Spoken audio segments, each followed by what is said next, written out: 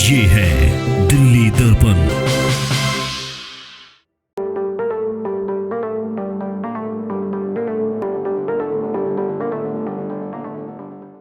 नमस्कार, आप देख रहे हैं दिल्ली दर्पण टीवी। मैं हूं आपके साथ डिम्पल भारद्वाज। बीते वीरवार नेता विपक्ष विकास गोयल ने बजट पेश किया, उस पर चर्चा करने के लिए हमारे साथ मौजूद हैं नॉर्थ एमसीडी के मेयर जयप्रकाश। उनसे हम बात करते हैं। जयप्रकाश जी, कल जो पेश किया गया है बजट नेता विपक्ष की तरफ से, आप उस पर पहली बात तो आपकी क्या प्रतिक्रिया है? देखिए, कल जो नेता विपक्ष का जो भाषण था वो नकारात्मकता से भरा हुआ था। शुरू से लेकर आखिरी तक कहीं भी सकारात्मकता नज़र नहीं आई। विपक्ष का काम होता है सुझाव देना, विपक्ष का काम होता है चीज़ें ठीक करना, विपक्ष का काम होता है कहीं कोई चीज़ छूट रही है तो उसको बताना। लेकिन वो बीजेपी के फोबिया से बाहर ही नहीं आ पा रहे। उनको इतना डर लगा हुआ हमारी पार्टी से, तो पूरी पार्टी के अंदर वो हमारे पूरे भाषण में उनके पास 4 ही शब्द थे: भारतीय जनता पार्टी, अरविंद केजरीवाल, सत्येंद्र जैन और भ्रष्टाचार। अब दिल्ली सरकार के अंदर भ्रष्टाचार है तो उसको नगर निगम के अंदर कैसे साबित कर सकते हैं? नगर निगम जो इस समय विपरीत परिस्थितियों में काम कर रहा है, क्योंकि इस पूरे कोविड काल में नगर निगम ने जिस तरह से काम किया है वो प्रशंसनीय भी है, सराहनीय भी है। क्योंकि हमारे सभी कर्मियों ने बहुत मेहनत की है, बगैर वेतन के भी हमने दिल्ली की जनता की रक्षा के लिए अपनी जान हथेली पर रख के काम किया है। कहीं भी उनके शब्दों में उनके लिए कोई प्रशंसा के शब्द नहीं थे, सिर्फ वो अपने 2-3 लोगों के इर्द गिर्द घूमते रहे। तो मुझे सुझाव भी जो विकास गोयल हैं उन्होंने रखे थे आय को बढ़ाने के लिए, तो कौन से ऐसे कुछ तो सुझाव आपको लगे होंगे ना कि उन्होंने अच्छे दिए हैं जिसको मानना चाहिए, उस पर काम करना चाहिए, अमली जामा पहनाना चाहिए? नहीं, वो तो हम काम कर ही रहे हैं। अगर इस साल अगर हमने काम ना किया होता तो हमारा राजस्व कैसा आता? तो अपने सिस्टम को ठीक करना, लोगों को अवेयर करना, जन जागरण अभियान चलाना, और जो जो हमारे आय के स्रोत हैं, चाहे वो संपत्ति कर है, चाहे वो लाइसेंस फीस है, चाहे वो नक्शे पास होने हो, तो उन सब चीज़ों का सरलीकरण तो हम कर रहे हैं। ट्रेड लाइसेंस का हमने सरलीकरण किया, नक्शे पास सरल के माध्यम से ऑनलाइन पास होने लग गए। जो छोटे मकान है वो कहीं कभी भी नक्शे पास करा सकते हैं। और हमारा जो जितना भी हाउस टैक्स है या कन्वर्जन है वो लोग ऑनलाइन जमा कर सकते हैं। तो पूरे देश भर में एक हमारी नगर निगम ऐसी है दिल्ली में जो ऑनलाइन काम कर रही है। तो बहुत काम हम आगे बढ़ के कर रहे हैं। लेकिन नेता विपक्ष के भाषण में सिर्फ और सिर्फ नेगेटिविटी भरी रहे, ये अच्छी बात है। नेगेटिविटी की आप बात कर रहे हैं तो हम बता दें कि बहुत सारे आरोप भी लगाए हैं। लगभग हर एक विभाग के अंदर भ्रष्टाचार के आरोप नेता विपक्ष विकास गोयल ने लगाए हैं। बात करते हैं इस पर।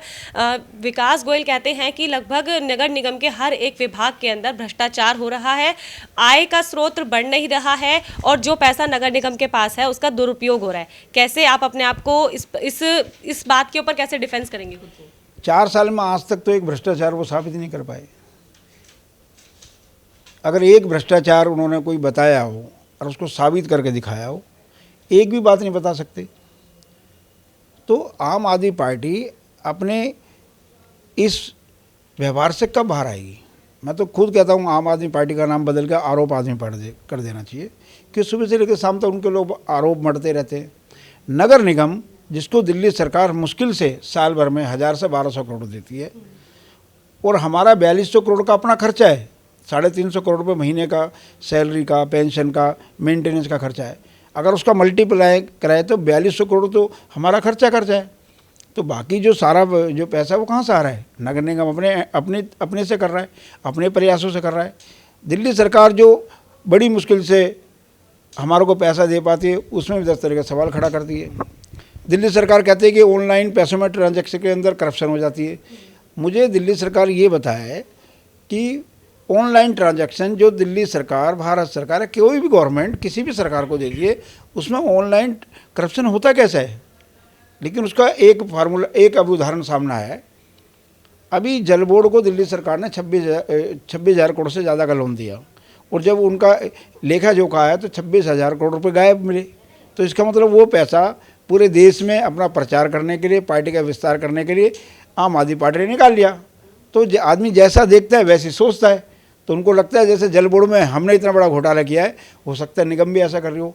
निगम एक भी पैसे का दुरुपयोग नहीं करती, निगम सब पैसों का सदुपयोग करती है। और आज हम जितना भी राजस्व इकट्ठा कर पा रहे हैं या अन्य स्रोतों से भी जो हमारा अपना राजस्व का पैसा दिल्ली सरकार हमें दे रही है, वो 100% हमारे कर्मचारियों के वेतन के लिए खर्च हो रहा है। एक आरोप ये भी लगा कि बजट के अंदर जो आम बजट है उसके अंदर नगर निगम के लिए कुछ भी खास नहीं रखा, जबकि केंद्र सरकार भी बीजेपी की है और नगर निगम के अंदर भी भाजपा की सरकार है। तो ऐसे में अभिभावक सरकार भी आपकी बीजेपी की है और यहाँ पर भी आप ही हैं। उन्होंने आरोप लगाया है कि उनको लगता है कि भ्रष्टाचार हो सकता है इन पैसों के साथ, क्योंकि नगर निगम को भ्रष्ट सरकार जो विपक्षी हैं वो बोलते हैं। तो कैसे आप इसका जवाब देने वाले हैं? देखिए, आज तक कभी भी केंद्रीय बजट में किसी भी नगर निगम का नाम लेकर के कोई बजट नहीं दिया जाता। भारत सरकार जो भी पैसा देती है वो राज्यों को देती है, राज्य अपने अंतर्गत आने वाली निकायों को पैसा देती है। तो उसी प्रकार से भारत सरकार जो अलग अलग मद में दिल्ली सरकार को पैसा भेजती है, उसमें हमारा पैसे का हिस्सा बनता है, एक बात। दूसरा, जो दिल्ली है वो यूनियन टेरेटरी, एक महानगर है। उसमें जो दिल्ली सरकार है उसको जो 60,000 करोड़ का बजट आज दिल्ली सरकार का कैसे हो गया? क्योंकि जो हमारा जीएसटी है उसमें उनको बड़ा शेयर मिलने लग गया है, इस वजह से उनका बजट भी बढ़ गया और उनको पैसा भी आने लग गया। तो उसमें जो हमारा अपना शेयर बनता है, जो पहले 17.5% हमें मिला करता था, दिल्ली सरकार ने बड़ी चालाकी से उसको 12.5% कर दिया और इस वर्ष में तो कुल 6.5 से 7% हमारा पैसा दिया है। तो जो काम कर रही है वो दिल्ली सरकार कर रही है। भारत सरकार सभी राज्यों के साथ बराबर का ध्यान रखते हुए पैसा देती है, किसी भी राज्य के साथ भेदभाव नहीं करती। अभी कोविड काल में दिल्ली सरकार की अस्पतालों की हालत ख़राब थी, हमारे गृह मंत्री जी ने खुद फील्ड में उतर के एलएनजेपी की स्थिति ठीक करी, अन्य अस्पतालों की स्थिति ठीक करी। दिल्ली सरकार कोई सेंटर नहीं, जांच केंद्र नहीं बना पा रही थी, उनके मोहल्ला क्लिनिक खाली पड़े थे, हमारे स्कूलों के अंदर मोहल्ला क्लिनिक बने। 500 से ज़्यादा जांच केंद्र भारत सरकार ने दिए, जितने वेंटिलेटर, जितनी पीपी किट्स सारी भारत सरकार ने दी। भारत सरकार ने तो कभी सवाल नहीं खड़ा किया दिल्ली सरकार हमें दे दो, ये हमें दे दो। बड़ी सरकार का काम होता है सहयोग करना। तो अपनी जिम्मेदारी से भागने वाला काम दिल्ली सरकार कर रही है। वो जो काम उसको खुद को करना है उसको केंद्र के पाले में डालना चाहती है। जीपी जी, एक आरोप और लगाया कि विज्ञापन से होने वाली जो आय है वो बढ़ने की बजाय इस बार घट गई है। क्यों ऐसी स्थिति पैदा हुई कि जहां से रेवेन्यू बढ़ना था निगम का, वहीं पर घटता हुआ नजर आ रहा है? क्योंकि एक बहुत बड़ा सोर्स एडवर्टीजमेंट को माना जाता है निगम के लिए। देखिए, पिछले वर्ष मार्च के महीने में लॉकडाउन लगा था। मार्च, अप्रैल, मई, जून 4 महीने तक शहर बंद रहा। जून में जाके लॉकडाउन खुला। तो जो एडवर्टाइजमेंट करेंगे लोग किस बात की? जब पार्किंग होगी नहीं, एडवर्टाइजमेंट होगा नहीं, तो फिर रेवेन्यू कैसा आएगा? हमारी जो अपनी निगम की खुद जो आय होती है इन 4 महीने में वो जीरो थी, क्योंकि हमारे पास तो कोई पेट्रोल पंप तो है नहीं कि हम दिल्ली सरकार की तरह वैट बढ़ा के पैसा ले लें। हमारे पास शराब की दुकान भी नहीं है कोई दिल्ली सरकार की तरह 30% उनके से टैक्स बढ़ाए और पैसा ले लें। हमारे पास जो आय के स्रोत है वो यही है। और जिन लोगों के पार्किंग के माध्यम से, एडवर्टाइजमेंट के माध्यम से इनको 4 महीने जिनका कुछ कमाई नहीं हुई, तो हमें रेवेन्यू कैसे देंगे? तो दिल्ली सरकार अपनी जिम्मेदारी से ना भागे। अगर इन कोविड नहीं आया होता, और दिल्ली सरकार के बहुत ऐसे विभाग है जिसमें दिल्ली सरकार ने उनको कोविड के कारण से रियायत दी है, और दिल्ली सरकार के सभी सरकारों ने जिनको अगर कोविड के लिए राहत देने की बात हुई, तो पूरे देश के अंदर ये बात है। तो दिल्ली सरकार अपनी जिम्मेदारी से भागने का काम कर रही है। जो पैसा उसको देना है, आज भी 745 करोड़ रुपया करंट ईयर का हमें लेना है। 13,000 करोड़ रुपया पिछला बकाया है। 938 करोड़ की घोषणा उप मुख्यमंत्री ने की है। अगर 745 और 938 का जोड़ करें तो 1683 करोड़ बनता है। 1683 करोड़ रुपया दिल्ली सरकार हमें कब देगी ये बताए, और 13,000 करोड़ का हिसाब करने के लिए किसको भेज रहे हैं, कब भेज रहे हैं, या हमें बुला रहे हैं, उसका जवाब दे। जीबी जी, आप मेयर हैं तो आपका दायित्व बनता है कि जितने भी निगम के कर्मचारी हैं, चाहे वो किसी भी डिपार्टमेंट के हैं, किसी भी महकमे के हैं, उनकी सैलरी समय से उनको पहुंचे। अभी हमने देखा कि सफाई कर्मचारियों की जो सैलरी है वो उन तक पहुंच चुकी है। हमारे पास कुछ कर्मचारी जो दूसरे अन्य विभाग के कर्मचारी हैं, उनके लगातार कमेंट्स आ रहे हैं। वो हमसे सवाल करते हैं कि जाकर मेयर साहब से ये पूछिए कि हमारी सैलरी कब आएगी, और सैलरी अगर इस बार की दे भी दी जाएगी पूरी, तो आगे नियमित रहे उसके लिए क्या प्रावधान करें? क्योंकि उनको तो कहीं से कहीं तक ये नज़र नहीं आ रहा है कि निगम की स्थिति ठीक है, और आगे जाके भी उनको कोई श्योरिटी नहीं मिल रही है। उनको ऐसा ही लग रहा है कि भविष्य में भी उनको हड़तालें ही करनी पड़ेंगी, काम बंद करना पड़ेगा, उसके बाद ही उनको आगे भी जो पैसा है उनकी सैलरी का वो मिल पाएगा। देखिए, सबसे पहले तो मैं बताना चाहता हूँ ये हड़ताल के पीछे कौन लोग हैं। मेरे पास 10 साक्ष्य ऐसे हैं कि जी हमारे कर्मचारियों की हड़ताल करवाना और उसको आगे बढ़वाने में आम आदमी पार्टी का हाथ है। उनके प्रवक्ता दुर्गेश पाठक जी ने इन सभी कर्मचारी यूनियन की अलग अलग समय में मीटिंग के लिए और उनको कहा है कि आपको हड़ताल वापस नहीं करना। ये किसी जिम्मेदार पार्टी का काम नहीं है। जिम्मेदार पार्टी का और जो भी दिल्ली में सरकार के अंदर है उनका काम क्या था कि तीनों महापौर को बुलाते और समस्या पूछते क्या है, तो हम समाधान निकालते। रही बात हमारे कर्मचारियों के वेतन की, अभी 600 करोड़ रुपया हमने इसी महीने में वेतन दिया है।